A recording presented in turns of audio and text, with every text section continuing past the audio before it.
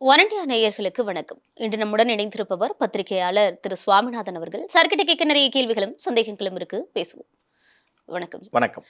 இப்போ வரைக்கும் தாவேக காங்கிரஸ் கூட்டணி அமையுமா அப்படிங்கிற கேள்விக்குறி இருந்துகிட்டே இருக்கு. அந்த குழு அமைச்ச உடனே இல்ல அதெல்லாம் முற்றுப்புள்ளி வச்சாச்சுன்னு ப. சிதம்பரமே சொன்னாரு. இருந்தாலும் நீங்க சொன்ன மாதிரி பிரவீன் சக்கரவர்த்தி போய் பேசினதா இருக்கட்டும், அதுக்கப்புறம் கே.சி. வேணுகோபால தொடர்பு படுத்துறதா இருக்கட்டும், திருச்சி வேலுசாமியை வந்து விஜய் அவர்களுடைய தந்தை பார்த்து பேசினதா இருக்கட்டும், இப்படி எல்லா இடத்துலயுமே கடைசி நிமிடத்துல மாற்றம் ஏற்படுமா, தாவேக காங்கிரஸ் கூட்டணி கட்டமைக்க முடியுமாங்கிற ஒரு பேசுபொருள் இருந்துகிட்டே தான் இருக்கு. அது சாத்தியப்படும் நினைக்கிறீங்களா? இல்ல, காங்கிரஸை பொறுத்தவரை தமிழக வெற்றி கழகத்தோடு பேசி தங்களோட பேர வலிமையை கூட்ட முதல்ல விரும்புறாங்க. அவங்களுக்கு லாபம் அது. காங்கிரஸ் கட்சிக்கு லாபம் வந்து தங்களோட பேர வலிமையை கூட்டிக்கிறது. இன்னொன்று, கேரளா மாநிலத்துல தேர்தல் வருது. அது நான் தொடர்ச்சியாக சொல்லிட்டு இருக்கேன். கே.சி. வேணுகோபால் வந்து கேரளா மாநிலத்துல முதல்வர் ரேஸ்ல இருக்கார். இதற்கு முன்பு முதல்வராக இருந்தவர் காங்கிரஸ் கட்சியில உமன் சாண்டி, அவர் இறந்து போனார். அப்ப அந்த இடம் ஒரு வெற்றிடமா உருவாகுது. அவங்களுக்கு கேரளம் முழுவதும் அறியப்பட்ட ஒரு முகமா இன்னைக்கு கே.சி. வேணுகோபால் இருக்கார், காங்கிரஸ் கட்சியினுடைய அகில இந்திய பொதுச் செயலாளர். இந்த இடத்துலதான் பலரும் கேட்கறாங்க, கேரளா மாதிரியான முற்போக்கு மாநிலங்கள்ல விஜய்க்கு செல்வாக்கு இருக்குமா, விஜய்க்கு ஓட்டு போடுவாங்க. எனக்கு இந்த சந்தேகம் உண்மையிலேயே எனக்கு பலரும் கேட்டோன்னு வந்து நான் அங்க இருக்கக்கூடிய மூத்த ஊடகவியலாளர் மலையாள மனோரமால இருக்கிற நண்பருக்கு அடிச்சு கேட்கிறேன், விஜய் படம் எப்படின்னு அப்படின்னு. கலெக்ஷன் ஸ்டார் இங்க விஜய் தான் அப்படின்னாரு. கலெக்ஷன் ஸ்டார்னா எப்படி சொல்றீங்கன்னு அப்படின்னு. அப்பதான் சொன்னாரு, அவர் படம் வெளியாகிற அன்னைக்கு மோகன்லால் மம்முட்டி படம் கூட வெளியாகாது, ஏன்னா அவர் கூட போட்டி போட முடியாது. நான் கேட்குறேன், எப்படி கேரளாவில் இவ்வளவு ரசிகர்கள் அவருக்கு வந்தாங்க அப்படின்னு. இல்லை, இயல்பாகவே இங்கே வந்து கமர்ஷியல் படங்களை பார்க்குறவங்க விஜய் படம், அதுக்கு அடுத்து சூர்யா ரொம்ப பெரிய ரசிகர் பட்டாளம் இருக்கு அப்படிங்கிற மாதிரிலாம் சொல்லிட்டு இருக்கும்போது நான் கேட்குறேன், அரசியல் ரீதியா அவர் வந்து வாய்ஸ் கொடுத்தாருன்னா காங்கிரஸுக்கு ப்ளஸ்ஸாக இருக்குமா? அடுத்த வாரத்தை சொல்றாரு, முற்போக்கான மாநிலம், இங்க இருக்கிற விஜய் ரசிகர்கள் எல்லாரும் கம்யூனிஸ்ட்லயும் இருப்பாங்க, காங்கிரஸ்லயும் இருப்பாங்க, வேணா 1% மாற்றத்தை 1% வேணா ஓட்டு மாறலாம் விஜய்க்காக அப்படின்னு. அப்பதான் நான் இன்னொரு சந்தேகம் கேட்டேன். உங்களுக்கு நினைவுல இருக்கலாம், சென்னை ஒரு பெருவெள்ளம், தமிழ்நாட்டில் பெருவெள்ளம் வந்தப்ப கேரளாவுக்கு நிதி கொடுத்தாரு விஜய். நீங்க அவர் தமிழ்நாட்டிலேயே எந்த திட்டங்களுக்குமே அரசியல் கட்சி ஆரம்பிக்கிறதுக்கு முன்னாடி அவர் நிதி கொடுத்து நான் பார்க்கல பெரிய அளவுல. வேண்டுமானா அங்கங்க இந்த கல்வி உதவித்தொகைங்கிற பேர்ல மாணவர்களுக்கு அழைத்ததெல்லாம் கட்சி ஆரம்பித்ததுக்கு பின்னாடி தான். நீங்க கடந்த ஒரு 2-3 ஆண்டுகளுக்கு முன்பு எனக்கு நினைவு, கூகுள் பண்ணி பார்த்தீங்கன்னா தெரியலாம், கேரளாவுக்கு நிதி கொடுத்தார், கேரளா வெள்ளத்துக்கு நிதி கொடுத்தார். ஏன் கொடுத்தாரு? அவருக்கு கேரளால அந்த அளவுக்கு ஃபேன்ஸ் கூட்டம் இருக்காங்க, பெரிய அளவுல படங்கள் ஓடுது. அப்ப அவங்க 1% முதல் 1.5% வரை விஜயை வைத்து ஏதாவது ஒரு போனஸ் கிடைக்கும் அப்படின்னு கே.சி. வேணுகோபால் நம்புறாரு. பர்சனலி அவர் நம்புறார், ரொம்ப நல்லா நம்புறார். ஸோ அதனால அது ஒரு வாசல். அவங்க வந்து கேரளாவை மையப்படுத்தி விஜயோட ஒரு நெருக்கம் காட்டுறதுல. இன்னொன்று, ராகுல் காந்தி ஏன் மேடம் பேசணும்? விஜயை கூப்பிட்டு ராகுல் காந்தி ஏன் துக்கம் விசாரிக்கணும்? நீங்க எதிரிக்கு எதிரி நண்பன். நீங்க ஏன் உங்க எதிரியா இருக்கக்கூடிய திமுகவுக்கு எதிரியா இருக்கக்கூடிய விஜய் கிட்ட கரூர் சம்பவத்துல அமித்ஷா பேசலாம், தப்பே கிடையாது. அமித்ஷா ஒரு அமைச்சர், மத்திய உள்துறை அமைச்சர், நாட்டினுடைய பாதுகாப்புகளோடு தொடர்புடையவர். ஒரு மாநிலத்துல 41 பேர் இறந்து போயிருக்காங்க. அமித்ஷா கேட்பாரு. அமித்ஷா கேட்கறதுல லாஜிக் படி ஒன்றும் தவறு கிடையாது. அவர் திமுக எதிரி. ராகுல் காந்தி ஏன் பேசணும் விஜய் கிட்ட? அவர் பாஜக முதல்வர்கிட்டே கூட பேசியிருக்காரு, உத்தரப்பிரதேசல பேசுவாரு. அவரோட சுபாவமே அப்படிதான் சொல்றாரு. இது துயரம், அதுக்காக கால் பண்ணி துயரத்திற்காக கால் பண்றாருன்னா பாதிக்கப்பட்ட வீடுகள்ல பேசணுமா, பாதிப்பை ஏற்படுத்திய தலைவன்கிட்ட பேசணுமா? பாதிப்பை ஏற்படுத்தியது விஜய் தானே உங்க கூட்டணி கட்சியினுடைய தலைவர் பேசுறாரு. நீங்க கேட்கறது மிக முக்கியமான ஒரு இடம்.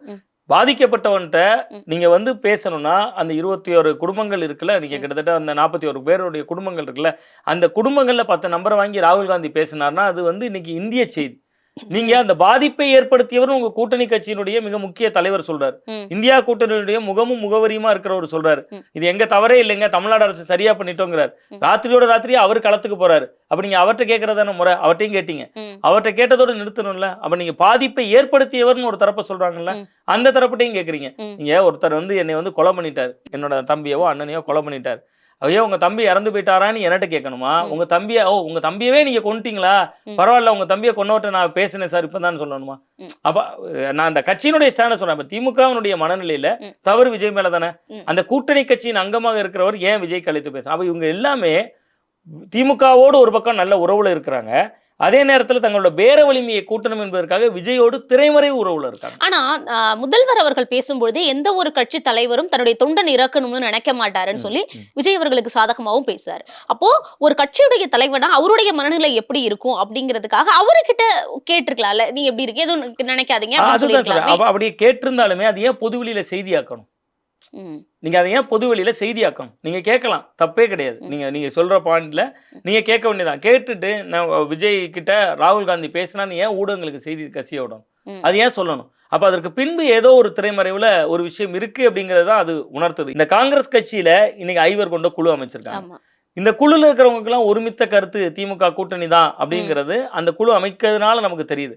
பட் கடைமட்டத்துல நீங்க போய் பாத்தீங்கன்னா, தொண்டர்கள்ட்ட பாத்தீங்கன்னா, தாவேக்காக்கு போகணும்னு சொல்லக்கூடிய நிர்வாகிகள் இருக்காங்க காங்கிரஸ் கட்சி. காங்கிரஸ்குள்ளேயே 2ஆம் கட்ட நிர்வாகிகள்ல பல பேர் இருக்காங்க. தாவேக்காவோட வந்தா நல்லா இருக்கும் அப்படின்னு நினைக்கக்கூடியவங்க இருக்காங்க. ஒருவேளை எங்களுடைய வெற்றி வாய்ப்பு கொஞ்சம் குறையலாம், ஆனா கட்சியினுடைய எதிர்காலத்துக்கு அது நல்லதுன்னு பேசக்கூடியவர்களும் இருக்காங்க. சோ அது எல்லாமே சேர்ந்து அவர்களுக்கு ஒரு நெருக்கடியை உருவாக்குது. பட் காங்கிரஸ் கட்சியை பொறுத்தவரை திமுகவை விட்டு விட்டு தாவேக்காட்ட போனாங்கன்னா அவர்கள் தனித்து விடப்பட்ட ஒரு தீவை போல மாறிடுவாங்க. காரணம் என்னன்னா, திமுகவால தான் அவர்கள் ஜெயித்துக் கொண்டிருக்காங்க. இன்னைக்கு இருக்கிற ஒரு 18 சட்டமன்ற உறுப்பினர்களா இருக்கலாம், நாடாளுமன்ற தேர்தல்களா இருக்கலாம், எல்லாத்துலயுமே திமுகவோட இதுதான் முக்கியம். விஜய் ஒரு அன்டெஸ்டட்னு நான் சொல்ல மாட்டேன். இப்படிதான் முதல் முறையா வரார். அவர்களுக்கு உதவலாம், அவர்கள் இவர்களுக்கு உதவலாம். பட் காங்கிரஸ் வந்து இந்த பேர வலிமையை கூட்டுறதுக்கு ஒரு அஸ்திரமா பயன்படுத்துறதுக்கான வாய்ப்பு பிரகாசமா இருக்கு. அப்போ வருண் சக்கரவர்த்தி இது எல்லாமே பேர வலிமைக்காக மட்டும்தானே தவிர அதுக்கான கூட்டணிக்கான இதெல்லாம் எதுவும் கிடையாது. திமுக ஒருவேளை உங்களுக்கு ரொம்ப குறைவான சீட்டுகள் கொடுத்துச்சுன்னா அது ஏன் வந்து நீங்க பக்கத்துல பெறுவதற்கு கேரளா இருக்கு, பாண்டிச்சேரி இருக்கு. நீங்க இங்க என்ஆர் காங்கிரஸுக்கு இவர் கொக்கி போட்டுட்டு இருக்காரு. என்ஆர் காங்கிரஸ் வரலன்னு வச்சுக்கோங்க, காங்கிரஸ் ஆல்ரெடி உடைச்சு துவம்சம் பண்ணி ஒண்ணுமே இல்லாம அங்க பிஜேபி மாத்திட்டாங்க. பாண்டிச்சேரியில ஒரு சட்டமன்ற உறுப்பினர் இருக்காரு. அப்ப காங்கிரஸ் வந்துருச்சுன்னா காங்கிரஸ் தமிழ்நாட்டுக்கு, பாண்டிச்சேரிக்கு, கேரளாக்கு அப்படி ஒரு கோணம் விரிக்கலாம்ல. அப்ப அதையெல்லாம் விஜய் எதிர்பார்க்கலாம், காங்கிரஸ் தரப்பும் எதிர்பார்க்கலாம். நீங்க ஒரு மாநிலத்துல தேர்தல், இந்த மாநிலத்தில் 25 சீட்டு கொடுப்பாங்க, 20 பேர் ஜெயிக்கிறோம், ஆட்சியில் பங்கு இல்ல, அதிகாரத்தில் பங்கு இல்ல, அதையாவது சொல்லியிருக்காங்க. அதையும் கேட்கல திமுக. இப்ப ஆட்சியில் பங்கும் இல்ல, அதிகாரத்தில் பங்கும் இல்ல, ஒரு 20 எம்எல்ஏ தான் இலக்கு. கேரளால ஆட்சிக்கு வந்துடலாம், பாண்டிச்சேரியில ஏதோ ஒண்ணு பிளே பண்ணலாம், விஜய் கூட சேர்ந்து அமைச்சரவையில இடம் பிடிக்கலாம். அப்ப இவ்வளவு வாய்ப்புகளை காங்கிரஸ் பரிசீலிக்கும்ல. அப்போ ஒரு தேசிய கட்சியா ஒரு மாநிலத்தை தாண்டி மற்ற மாநிலங்களையும் சேர்த்து பாக்குறப்ப அதுக்கான வாய்ப்புகள் இருக்கும். காங்கிரஸ் ஒரு தேசிய கட்சி என்கிற அடிப்படையில நீங்க சொல்லுவாங்கல்ல, ஒரு 100 பேர் நல்லா இருக்குன்னா 4 பேரை பலி கொடுத்தா தப்பு இல்லைன்னு, அது வந்து நான் அதை ஆதரிக்கல. அப்படி ஏதோ ஒரு படத்துல கேட்ட வசனம் தான் அது. அது மாதிரி தமிழ்நாட்டுல காங்கிரஸை அழிச்சிட்டு பக்கத்துல 2 ஸ்டேட்ல வளர்ந்தா என்னன்னு கூட காங்கிரஸ் நினைக்கலாம்ல. அது அவர்களுடைய கோணமும் வியூகமும் தானே. பட் விஜய் கூட அவர்களுக்கான ஒரு வாசல் இன்னமும் திறந்தே இருக்குன்னு தான் நான் பாக்குறேன். விஜய் இப்ப வந்தாலும் ஏத்துக்குவார். காங்கிரஸுக்கான ஒரு வெளி வந்து அந்த இடத்துல இருக்கதான் செய்யுது அப்படின்னு பாக்குறேன். இந்த பக்கம் டிடிவி தினகரன் அவர்கள் செய்தியாளர்கள் சந்திப்புல தொடர்ந்து சொல்லிக்கிட்டே இருக்காரு, கூட்டணி ஆட்சி அமையும், அந்த கூட்டணியில டிடிவி தினகரனால நம்ம அமமுக கட்சியும் இருக்கும்னு சொல்றாரு. தாவேக்காவுடைய போறீங்களா அப்படின்னு கேட்டதுக்கு மறுப்பு தெரிவிக்கல.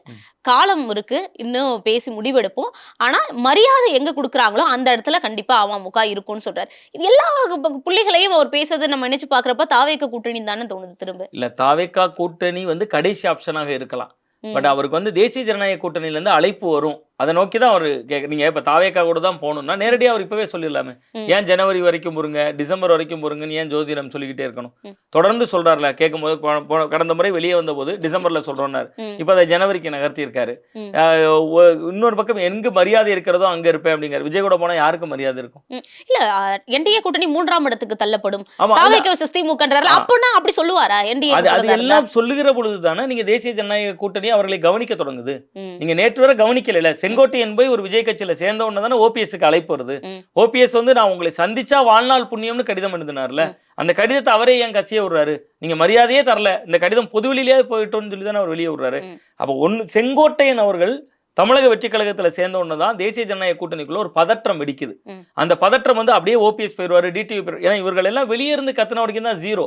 இவர்கள் எல்லாம் போய் விஜய்க்கு பின்னாடி சேர்ந்துட்டாங்கன்னா முன்னாடி ஒன்னா விஜய் மாறிடுவார். அப்ப அதுக்கு வேல்யூஸ் மாறிடும். அதற்காகத்தான் இப்ப ஓபிஎஸ் அழைத்திருக்காங்க. ஓபிஎஸ் மேட்டர் சரியான முறையில் டீல் செய்யப்பட்டுச்சுன்னா டிடிவியோடு ஏதோ ஒரு வகையில பொருந்தி போகலைன்னா டிடிவி அவர்களுக்கு கடைசி வாய்ப்பா அவர் வந்து நிச்சயமா தாவேக்கா பக்கம் நகர்வார். ஆனா 100% அவர் திமுகவோடு போக மாட்டார். ஏன்னா நீங்க ஓபிஎஸ் திரட்டி வைத்த படையா இருக்கலாம், டிடிவி தினகரன் திரட்டி வைத்த படையா இருக்கலாம், இது எல்லாமே முழுக்க அந்த கட்சியை மீட்போம்னு திரண்டது. இங்க செந்தில் பாலாஜி, அனிதா ராதாகிருஷ்ணன், இப்படி ஒரு 10-8 அமைச்சர்கள் இன்னைக்கு இருக்காங்க. இவங்க எல்லாருமே வந்து யாருமே கட்சியை மீட்போம்னு சொல்லி இணைஞ்சவங்க இல்ல. உள்ளூர்ல அவர்களுடைய செல்வாக்கு திமுக இணைந்தாங்க, மாவட்ட பொறுப்புகள்ல அதிகாரமிக்க பதவிகள்ல இருந்தாங்க, அங்கேயும் போய் அப்படி செட்டில் ஆகிட்டாங்க. பட் இவங்க திரட்டி வைத்திருக்கிற படைங்கிறது திமுக எதிர்ப்பு அப்படிங்கக்கூடிய படை. இன்னொன்று ரெட்டையிலேயே மீட்போங்கிற படை. நீங்க ரெட்டையிலேயே மீட்போம்னு போராடிட்டு செங்கோட்டையன் போய் தாவேக்கால சேர்ந்த மாதிரி நீங்க திமுக பக்கமோ வேற எங்கேயோ போக முடியாது. இவர்கள் வேணுமானால் ஒரு தனி கட்சியை ஓபிஎஸ் தொடங்கி டிடிவி தொடங்கி அப்படி தனி கட்சி அமமுகவையும் கொண்டு போய் கூட்டணியாக இணைக்கலாம்.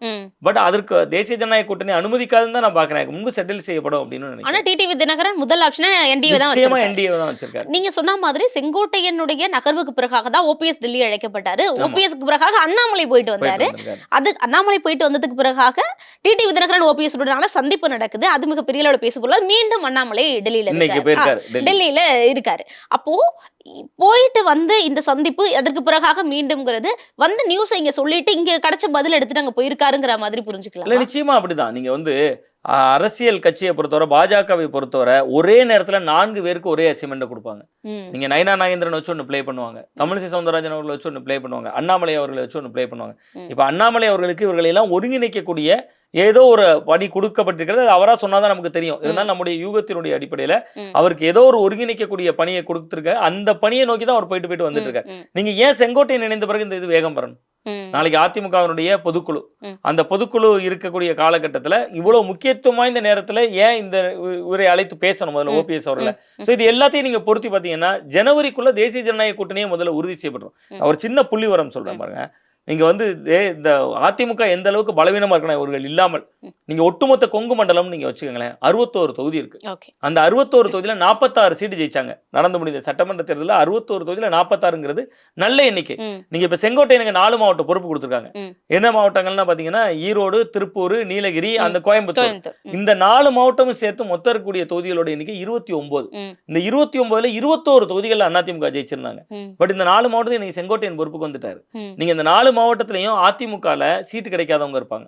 ஆமா. சீட்டு கிடைக்காம அதிருப்தியில இருப்பாங்க. ம். ஓரங்கட்டப்பட்டவங்க இருப்பாங்க. செங்கோட்டையன் கடைசி நேரத்துல தேர்தலுக்கு ஒரு 15 நாட்களுக்கு முன்பு, ம். உனக்கு தான் ரெட்டையில சீட்டு தரல, நீங்க வா தாவேகால சீட்டு தரேன்னா அதிமுகவுல இருந்த முகமாகவும் முகவரியாகவும் வேலை செஞ்சவங்க செங்கோட்டையன் தரப்புல வேட்பாளர் ஆயிருவாங்க. ம். சோ இந்த அபாயம்லாம் அதிமுக க்கு இருக்கு. இதெல்லாம் பாஜக உணர்ந்திருக்காங்க. ஓகே. நீங்க இன்னொன்னு தென் மாவட்டங்கள் எடுத்துக்கங்க. 58 தொகுதிகள் இருக்கு. ம். அதுல மொத்தம் அதிமுக ஜெயிச்சது 18 தொகுதிகள். அந்த கூட்டணி சொல்றேன். அதிமுக ம். பாஜக கூட்டணி 18 தொகுதிகள் ஜெயிக்கிறாங்க. டெல்டா பெல்ட்ல 36 தொகுதி இருக்கு. மொத்தமா அதிமுக பிஜேபி அலைன்ஸ் ஜெயிச்சது அதிமுக மட்டும் தான் 4 சீட் தான் ஜெயிச்சாங்க. ம். அப்ப தென் மாவட்டத்துல ஓட்டு வாங்கணும். நீங்க கொங்கு மண்டலத்துல உங்களுக்கு 40 சீட்டு வரணும். தென் மாவட்டத்துல ஒரு 40 சீட்டு வரணும். டெல்டால ஒரு 25 சீட்டு வந்தா தான் நீங்க ரூலிங் வர முடியும். ம். அப்ப தென் மாவட்டங்களுக்கும் டெல்டாவுக்கும் ஓபிஎஸ் டிடிவி இல்லாம முக்குளத்தோர் எதிர்ப்பை ஈடுகட்டாம ம். தேர்தலை சந்திச்சா ஒரு புதைகுழியில அந்த கட்சி தள்ளுவதற்கு சமங்கிறதுனால ம். பிஜேபி அந்த அட்டெம்ப்ட் எடுப்பாங்க. ம். அது அதுக்கு எடப்பாடி ஒத்துக்குவாரா? அது அழுத்தம் தானே. ம். நீங்க செங்கோட்டையன் நகர்லைன்னா இந்த அழுத்தம் வராதுல்ல. ம். இங்க செங்கோட்டையன் வெளியில நின்று எல்லாரையும் போலவே கொடி பிடித்து கொண்டு ம். அதிமுகவை மீட்பேன், ரெட்டையிலேயே மீட்பேன், அவருக்கு பாவம் 83 84 வயது இருக்கலாம். ம். அவர் இன்னும் ஒரு 5 ஆண்டுகள், அதற்கு ஒருவேளை 75 வயதுக்கு கடந்தவர். ம். அவர் இதுக்கு ஒரு 5 ஆண்டுகள் போராடிட்டே இருந்து ம். 80 வயது கடந்து 85 வயது கடப்பதை விட அவர் செய்தது ம். ஒரு ராஜேந்திர நடவடிக்கை தான் நான் பாக்குறேன். செங்கோட்டையன் சரியான நேரத்தில் ம். சரியான திசையை நோக்கி நகர்ந்துட்டார். அப்படி நகர்ந்ததுனால தான் ஓபிஎஸ் டிடிவியை இணைக்க வேண்டிய அழுத்தம் வருது. நாளைக்கு நீங்க இப்படி கற்பனை பண்ணி பாருங்களேன். ம். ஓ பன்னீர்செல்வமும் டிடிவி தினகரன் அவர்களும் நேரா போய் அப்படியே போய் இணைஞ்சிட்டாங்க. விஜய் கூட ஏதோ ஒரு வகையில கூட்டணியின் அங்கமாக ம். தனிக்கட்சி தொடங்கி ஓபிஎஸ் இணைஞ்சிட்டாங்க. அம்மா மக்கள் முன்னேற்ற கழகம் ஒரு செங்கோட்டையன் படத்தின ஒரு அம்மா படத்தை யூஸ் பண்ணதையே இவர்களால ஜீரணிக்க முடியல. ம். நீங்க அங்க போய் எப்படி பயன்படுத்துறீங்க? அம்மா மக்கள் முன்னேற்ற கழகம் கட்சியினுடைய கொடியில செல்வி ஜெயலலிதா அவர்களுடைய படம் வைத்துக்கொண்டு தாவேகா கூட்டத்துல நிப்பாங்க. ம். ஓ பன்னீர்செல்வம் கட்சி தொடங்குற பொழுது செல்வி ஜெயலலிதா அவர்களுடைய படத்தை போட்டு தான் அவரும் தொடங்குவார். ஆமா. அப்ப வெளியில இருந்து பாக்குறவங்களுக்கு என்ன தோற்றம் தரும்னா, அங்க பாருங்க அதிமுகவோட ஒரு பிரிவே விஜய் கிட்ட தான் இருக்கு அப்படின்னு தோற்றம் வரும்ல. ம். அப்ப இந்த சவால்கள் எல்லாம் தேசிய ஜனநாயக கூட்டணி உள்வாங்கியிருக்காங்க. அதனால இவைகள் இணைப்பதற்கான ஒரு முயற்சி நடக்குது. இது ம். ஜெயிக்குமா தோக்குமா என்பது காலம்தான் தீர்மானிக்கும். இந்த முயற்சி இங்க நடக்குதுன்னு நீங்க சொல்றீங்க. ஆனா இந்த பக்கம் நயினா நாகேந்திரன் அவர்கள் கூட்டணியை விட்டு வெளியில போனவங்கள நாங்க அழைக்க வேண்டியது இல்லைங்கிறாருல. அப்ப இந்த முயற்சி நடக்கிறப்ப இந்த வார்த்தையை அவர் விடுவாரா? அதுவும் இல்ல மாநில அதுதான் தலைவர். நான் சொன்னேன். 2 பேரை வச்சு ப்ளே பண்ணும். ஒரே ஆ. விஷயத்த 2-3 தரப்புகளா பிஜேபி ப்ளே பண்ணுவாங்க. ம். அதுல நயினா நாகேந்திரன் அவர்களுக்கு ஒரு தரப்பு செய்தி சொல்லப்பட்டிருக்கும். ம். அண்ணாமலைக்கு ஒரு அசைன்மெண்ட் கொடுக்கப்பட்டு அவர் ஒரு பக்கம் ஓடிக்கிட்டே இருப்பார். இது பாஜக வழக்கமா கையாளக்கூடிய ஒரு யுத்தி தான். ம். நீங்க பாத்தீங்கன்னா ஹச்ராஜா ஒரு டோன்ல பேசுவார். ம். அதுக்கு நேர் மாறு எதிர் டோன்ல இன்னொருத்தர் பேசிட்டு இருப்பாரு இந்த பக்கம். ம். அப்ப அது வந்து இயல்பாகவே பாஜக செய்யக்கூடிய ஒரு பிளே தான். அவங்க எந்த மாநிலத்துல போனாலும் ம். அந்த மாநிலத்துல அங்க கேரளா மாநிலம் ஒரு உதாரணத்துக்கு எடுத்துக்கிட்டீங்கன்னா சுரேந்திரன் மாநிலத்துல இருந்தார். ஓகே. அவர் ரொம்ப ஆக்டிவா ரொம்ப தடாலடியா பேசுவார். அவருக்கு நேர் எதிராக ராஜகோபால் பேசிட்டு இருப்பார். ம். இது அவர்களுக்கான ஒரு யுத்தி தான் அப்படின்னு நான் பாக்குறேன். அந்த யுத்தியை தான் அவங்க கையாளுறாங்க. ம். நயினா நாகேந்திரனுக்கும் ஓபிஎஸ் டிடிவி போன்றவர்கள் வந்துடக்கூடாதுங்கிற எண்ணமும் இருக்கும்னு நான் நினைக்கிறேன். ஓ. ஏன்னா முக்குளத்தோருடைய முகமா தான் வரணும் அப்படிங்கிற ஒரு எதிர்பார்ப்பு அவருக்கு இருக்கு. ம். நீங்க அவர் வந்து உடச்சு விட்டுட்டாங்கல்ல. நயினார் தான் காரணங்கிறாரு டிடிவி தினகரன். ஓ பன்னீர்செல்வம் இவர் சந்திக்க நேரம் மறுத்ததுக்கு காரணம் இவர் தாங்கிறாரு. அப்ப இயல்பாகவே நயினார் நாகேந்திரன் நம்ம சவுத்தோட ஃபேஸா இருக்கணும், முக்குளத்தோர் ரெப்ரசன்டேட்டிவா இருக்கணும்னு நினைச்சாரு. அந்த இடத்தை இவர்கள் வந்து ஆக்குபை பண்றாங்கல்ல. சோ அது இயல்பாகவே அதுல ஒரு சின்ன போட்டிகள் ஆனா இருக்கு. இன்னொரு பக்கம் பார்க்கலாம்ல. இவங்க எல்லாம் இருந்தா தானே முக்குளத்தோர் வாக்குகள் அப்படியே நம்ம கூட்டணிக்கு வரும். அப்போ இப்போ நம்ம முக்குளத்தோர் வாக்குகள கொண்டு வந்து சேர்த்துட்டோம் அப்படின்னு மேலிடத்துக்கு அவருக்கு சொல்லலாம்ல. தென் மாவட்டங்கள்ல பாருங்க, கடந்த முறை இப்படி இருந்தது. ஆனா என்ன தலைவரா போனதுக்கு பிறகாக ஓபிஎஸ் டிடிவில கொண்டு வந்ததுக்கு அப்புறம் அப்படியே நமக்கு தானே இல்ல வந்திருக்கு. அதையும் சொல்லலாம்ல. அது நல்ல முக்கியமான இடம். அதுலதான் அவருக்கு வந்து பல நெருக்கடிகள் அவருக்கு காலம் உருவாக்குதுங்கிறேன் நான். ம். நீங்க ஓபிஎஸ் டிடிவி போன்றவர்கள் இவரோட உடன்படவே மாட்றாங்கல்ல. தொடர்ந்து முரண்பாடுகளா தானே போயிட்டு இருக்கு. ம். அவருக்கு அதுக்கான வாய்ப்பே கிடைக்க மாட்டேது ஒன்று. ம். இன்னொன்று திருநெல்வேலியில இருந்து அவரே சாத்தூருக்கு இடம் பெயர்றாரு. ம். தொகுதி தேடுகிறார். வேற தொகுதி மாறுறாரு. அங்க என்ன திருநெல்வேலியில முக்குளத்தோர் ஓட்டு வாங்கினாதான் ஜெயிக்க முடியும். அங்க கணிசமான அளவுக்கு இருக்கு. சாத்தூர்லயும் முக்குளத்தோர் ஓட்டு தான் இருக்கு. ம். அவர் சாத்தூர் போலாமா, நாங்குநேரி போலாமா, எது பெஸ்ட் அப்படிங்கிற விதமா அவரே நயினா நாகேந்திரனே யோசிச்சுட்டு இருக்காரு. ம். சோ அப்ப இந்த முரண்கள் எல்லாமே அடுத்து வரக்கூடிய ஒரு 10-15 நாட்கள்ல அண்ணாமலை அவர்களுடைய டெல்லி பயணம் முடிந்து வந்து ம். ஏதோ ஒரு சிட்டிங் இருக்கும். அது இருந்த பிறகுதான் இந்த முடிச்சுகள் எல்லாமே அவிழ்க்கப்படும். ம். அதுக்கு பிறகு நம்மளே பார்ப்போம். அண்ணாமலை ஒரு ஓரமா நிப்பாரு, பக்கத்துல நிப்பாரு. எடப்பாடி பழனிசாமி அவர்கள் ஒரு பக்கத்துல இருப்பாரு. இங்க ஓபிஎஸ் டிடிவி நிப்பாங்க. கூடவே நயினா நாகேந்திரனும் நிப்பாரு. நிச்சயமா. சரி, இவ்வளவு நேரம் ஒதுக்கி என்னுடைய கேள்விகளுக்கு மிக நேர்த்தியான தெளிவான பதில்களை கொடுத்ததுக்கு ரொம்ப நன்றி. நன்றி. ரொம்ப நன்றி. Subscribe to One India and never miss an update.